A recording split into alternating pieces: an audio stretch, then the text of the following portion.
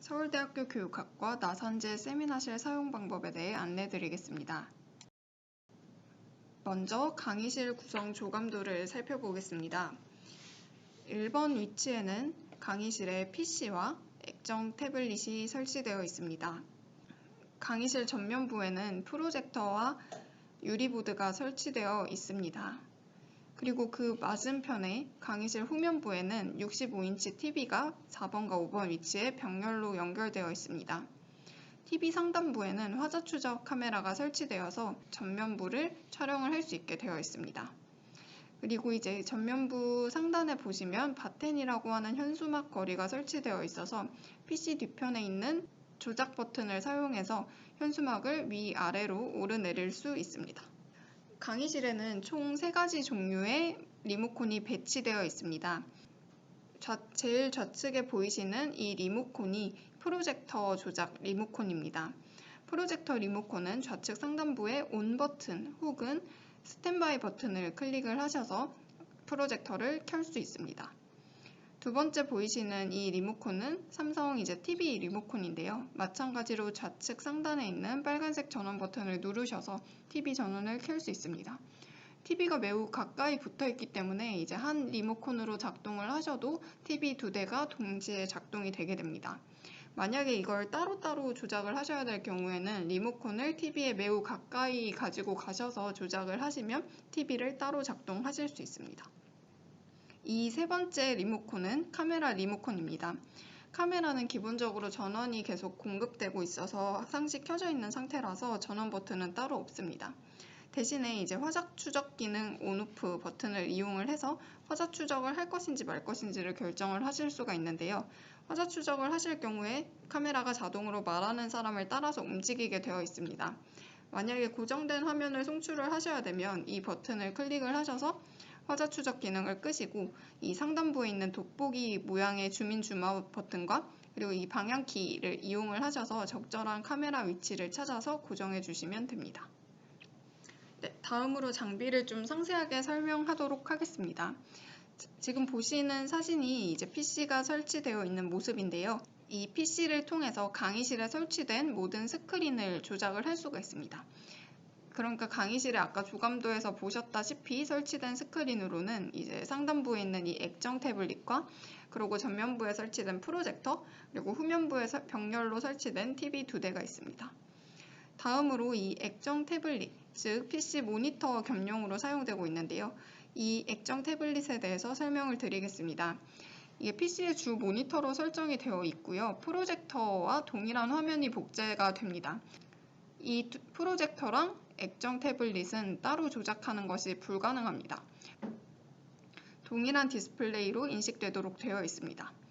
그래서 우측에 이렇게 펜이 거치되어 있는데요. 이 펜을 이용해서 별도의 그리기 기능이 있는 소프트웨어를 사용해서 스크린에 직접 필기가 가능하십니다.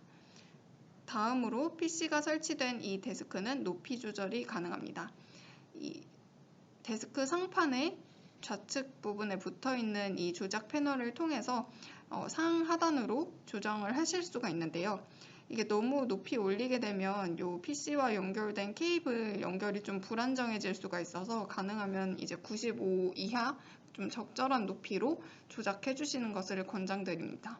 PC에 USB를 연결하셔야 되는 경우에는 데스크 상판에 USB 허브가 설치되어 있기 때문에 이 허브를 이용해서 USB를 연결해 주시기를 바랍니다.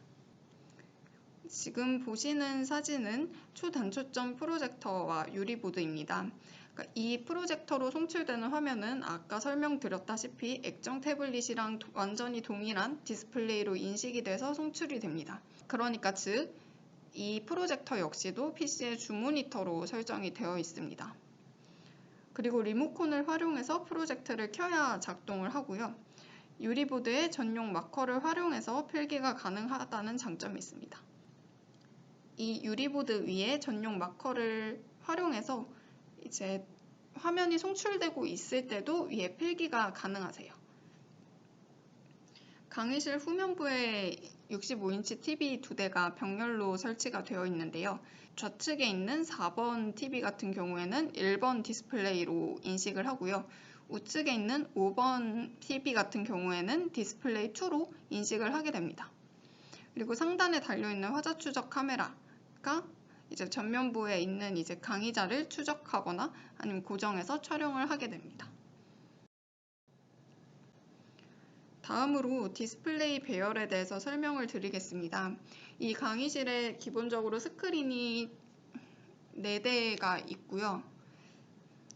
그 4대의 스크린에서 인식하는 디스플레이는 총 3가지가 있습니다. 그래서 이게 목적에 따라서 어떤 디스플레이를 복제를 할지, 확장을 할지, 이제 사용을 할지 말지를 설정을 하셔야 합니다. 그래서 좀 가장 많이 사용하실 수 있는 배치로 그 파일을 만들어서 바탕화면에 두었고요. 그 목적에 따라서 이 배치 파일을 더블 클릭하시면 해당 모드에 맞게 디스플레이 배열이 변경됩니다. 이제 보시면 대면 수업 배치, 그리고 하이브리드 수업 배치, 그리고 원격 포럼 배치가 있습니다. 각각 하나씩 어떤 식으로 디스플레이가 배열된 것인지 설명하도록 하겠습니다. 먼저 대면 수업 배치입니다. 대면 수업 같은 경우에 일반 강의실에서 흔히 보실 수 있듯이 강의용 PC 모니터와 그리고 전면부에 설치된 프로젝터 모니터만 활성화시키는 배치입니다. 기본적으로 이 강의실에서도 이 액정 태블릿과 프로젝터 화면이 다른 화면으로 인식되고 있지 않기 때문에 동일한 화면, 이렇게 3번 디스플레이만 송출을 하도록 되어 있습니다. 1번, 2번 디스플레이, 즉 왼쪽, 오른쪽에 병렬로 연결된 삼성 TV는 송출하지 않는 배치 파일입니다. 그래서 이 배열을 사용하시는 경우에는 주로 앞에서, 그러니까 모두가 같은 화면을 보면서 발표를 하거나 아니면 강의식 수업을 하실 때 이 대면 수업 배열을 선택을 해주시면 되겠습니다. 대면 수업 배치 파일을 클릭을 해보겠습니다. 대면 수업 배치 파일을 실행을 해보겠습니다. 네, 그래서 여기 마우스를 우클릭을 하시고 디스플레이 설정을 클릭을 하시면 디스플레이 정렬 상태를 확인을 하실 수가 있으세요. 그래서 제일 왼쪽에 3번은 활성화가 되어 있는데 1번과 2번 디스플레이가 회색으로 활성화가 안 되어 있는 것을 보실 수가 있습니다. 네, 보시면 색상이 이렇게 다르시죠? 그래서 이 3번이 활성화되어 있다는 것은 이 액정 태블릿 화면과 이 프로젝터 화면이 활성화가 되어 있다는 뜻이고요. 이 두 화면에 동일한 화면이 송출되고 있는 것을 보실 수가 있습니다. 강의실 후면에 있는 이 두 TV는 입력 신호가 없습니다 라고 뜨면서 아무런 입력 신호가 안 들어가고 있는 비활성화된 상태인 것을 확인하실 수 있습니다. 다음으로 하이브리드 수업 배열입니다. 하이브리드 수업이라고 하면 면대면 교실에서 면대면으로 이제 학생들이 수업에 참여하는 한편 이제 원격지에 있는 학생이 좀 이런 원격 화상 프로그램을 이용해서 면대면 수업에 참여할 수 있도록, 그러니까 면대면 수업과 원격 수업이 동시에 일어나는 실시간 형태의 수업을 하이브리드 수업이라고 합니다. 그래서 이 수업을 위해서 교사는 이런 하이브리드 수업을 진행하기 위해서 교수자는 면대면 수업에 있는 학생들도 자료를 공유하고 이제 상호작용을 해야 되고요.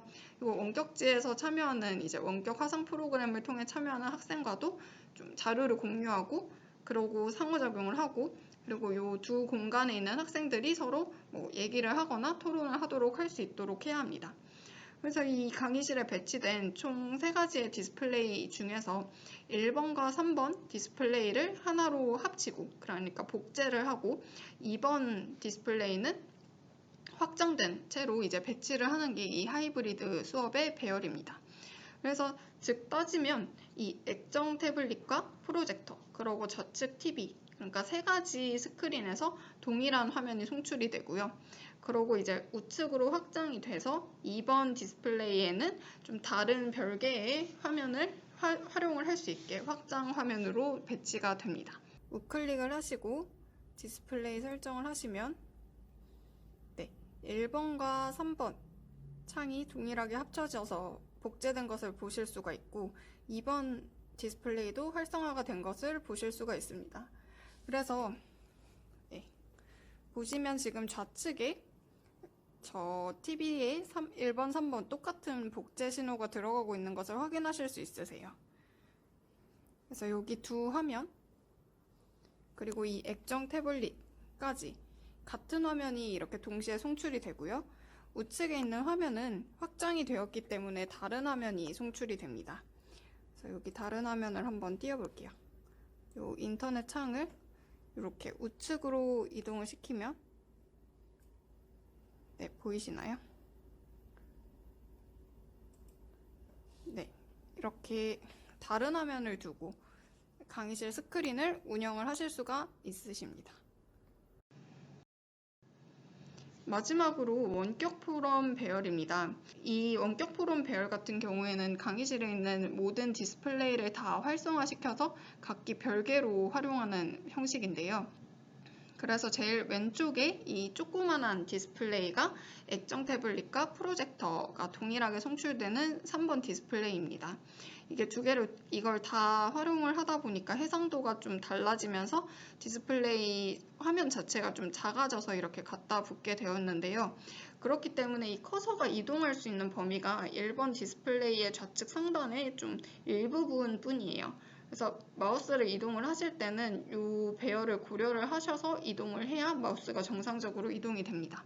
이 배열 같은 경우에는 세 가지 화면이 각기 다른 화면으로 구성이 될 수 있기 때문에 이제 포럼을 진행할 때 스텝이 보는 화면, 혹은 이제 앉아서 발표자나 토론자가 보는 화면, 그리고 원격으로 이제 참여하는 이제 뭐 다른 이제 포럼에 참여하는 학생들이나 아니면은 이제 채팅에서 올라오는 질문들, 혹은 뭐 발표 자료 이런 식으로 띄워서 각기 다른 화면을 운영을 할 수가 있습니다.